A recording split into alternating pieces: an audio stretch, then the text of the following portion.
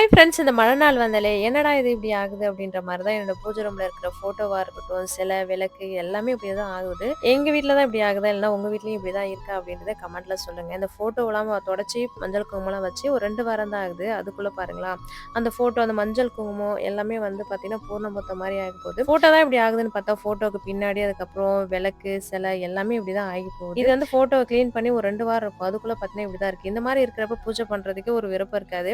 அன்னைக்கு வியாழக்கிழமை நான் வெளியில போயிட்டு பூஜை பாத்திரம்லாம் கிளீன் பண்றதுக்கு ஒரு 4 மணிக்கு மேல ஆயிடுச்சு. இன்னைக்கு கிளீன் பண்ணலாமா வேணாமான்னு சொல்லிட்டு யோசிச்சேன். அந்த ஃபோட்டோல இப்படி இருக்கிறத பார்த்துட்டு, இன்னைக்கு எப்படியாச்சும் கிளீன் பண்ணலாம் அப்படின்னு சொல்லிட்டு தான் கிளீன் பண்ண ஆரம்பிச்சிருந்தேன்.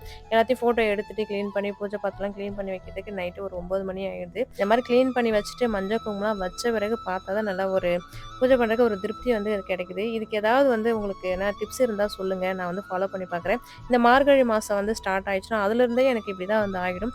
போன வருஷம் ஃபுல்லா எனக்கு இப்படிதான் இருந்தது.